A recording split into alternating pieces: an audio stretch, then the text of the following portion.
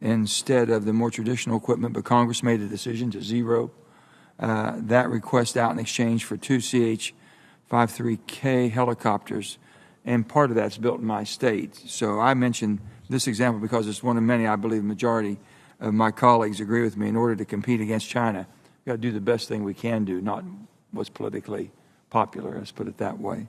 With that in mind, what domains of warfare do you believe the U.S. still maintains an asymmetrical advantage against China, and what weapon systems or equipment do you believe we should procure to widen that advantage?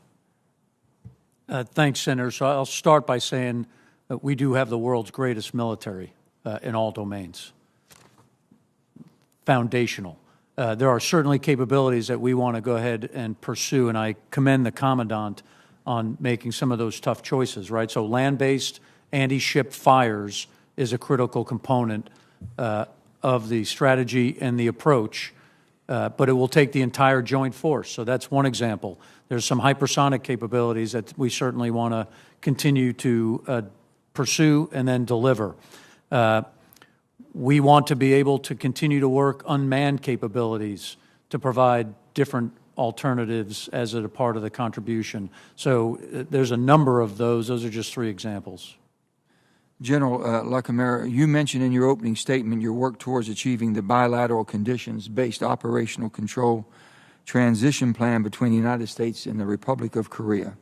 When fully implemented, the Republic of Korea will assume direct operational control over their military in the event of war with North Korea.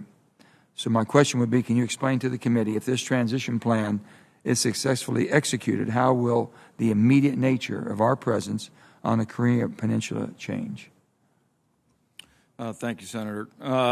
As we go through this conditions-based, bilaterally agreed upon conditions-based OPCON transition, we're in the process of working through what are the bridging capabilities and what are the enduring capabilities. So when the chalk line is finally snapped, it's hard for me to predict right now based on the capabilities that the Korean military has and what the requirements are. We're also in the process of rewriting our operational plan. What would you consider, how being the U.S. Forces Korea commander, how would you lead your force in the event of a war on the Korean Peninsula following the plan's execution? How would I lead the forces? It would be part of the Combined Forces Commander. So I would become the Deputy Commander of Combined Forces Command, and my deputy would become the Combined Forces Commander. I would work underneath him. I'd still retain the title of U.S. Forces Korea and UNC Commander. And then it's still a binational decision-making process between both national command authorities. Admiral, the Marine Corps has taken significant risk in recent years to reorient the service towards our pacing threat, China. Among the many initiatives the Marine Corps is pursuing is orienting the Marine Corps towards developing the doctrine for expeditionary advanced base operations. What are you doing at the Indo-PACOM Commander to support the Navy and Marine Corps refined and further operational to this concept? I think the way I would say, Senator, is I'm making them prove it to me, right? So it's a concept for a number of years now, and we're working to rehearse it and practice it. What challenges do you see with that? We see certain challenges in capability, delivery, transportation, placement, and posture in some cases. And I ask you both one final question. Knowing what you know and the insight that you have on where we are in the Ukrainian-Russian war, the Putin war, I'm not even going to gratiate that by calling it a Russian war, it's a Putin war. The escalation, your concerns about this war escalating into bringing us into conflict, chances of them breaching over into the NATO allies. Maybe General LaCamera, the Marines are first to go, so tell me about if you're ready or not. Thank you for the compliment. I'm sure the comment I would appreciate. I'm in the Marine Corps now, sir. I'm watching the impact that it will have on the Korean Peninsula and the regional stability is my main concern. I don't have the insights of what's really going on. Admiral, your thoughts? Senator, it's part of commander's business to assess three things in everything we do, no matter what theater or where we are. Number one is risk to force. Are we putting U.S. service members, families, or supporting people in harm's way? So risk to force to make sure I can send everybody back with mom, dad, and the kids after the mission they're complete. Number two, the risk to the mission itself. Am I going to achieve what I'm trying to do and generate the effect that I'm trying to generate? And then number three, risk to escalation. We assess it in every single event, every single operation, and I know my counterparts in EUCOM are doing the same thing. Thank you, sir. Thank you. Thank you. Thank you, Senator Manchin. Senator Peters, please. Thank you, Mr. Chairman, and thank you, gentlemen, for your testimony today and for your service to our country. Admiral Aquilino, there has been significant discussion regarding how our partners in South Asia, particularly India, have responded to the crisis in Ukraine. And I'm concerned that we may be missing the forest from the trees here, and I believe that we, as a country, we need to balance some legitimate Indian concerns with our desire to work closely with them at the same time, and as well as other Quad partners to maintain a free and open Indo-Pacific. So my question for you, Admiral, is can you speak to the relationship you have with our Indian counterparts, and what more can we do to strengthen our security relationship between our two countries? As Senator, to start, I have no concerns.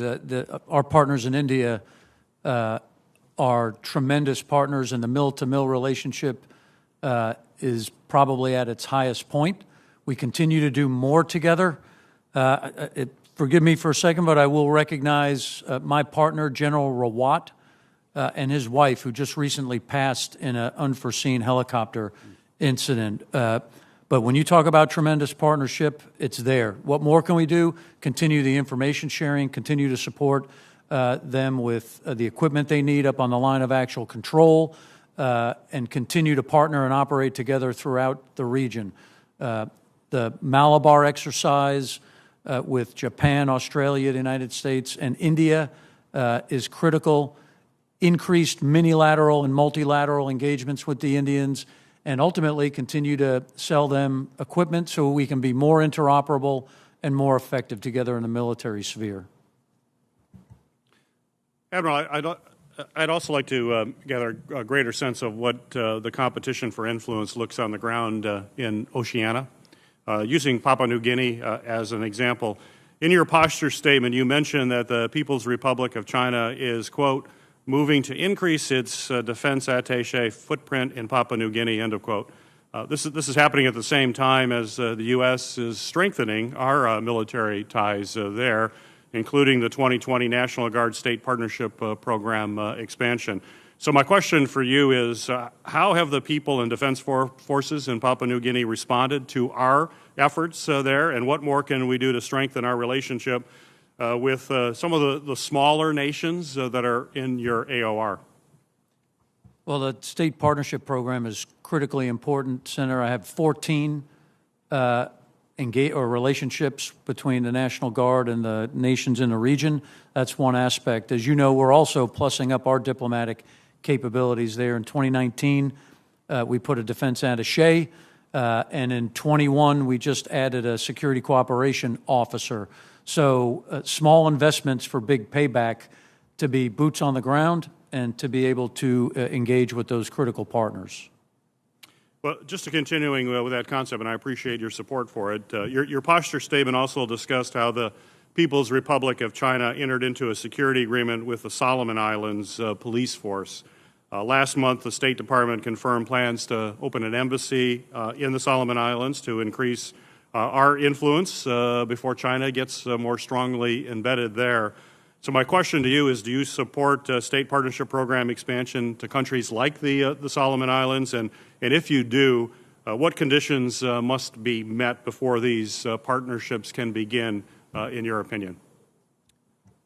Thanks, Senator. Again, I certainly do support the expansion as if it's funded, and we can sustain it in a way that's open, transparent, and in accordance with our values, which is the critical linkage between these countries and ours. This generates the people-to-people ties that bring us closer together. Matter of fact, I'm meeting with General Hokanson tomorrow to have this exact discussion on where else might he be able to start putting some support. Very good. Well, thank you. Thank you for your response, Mr. Chairman. Thank you. Thank you, Senator Peters. And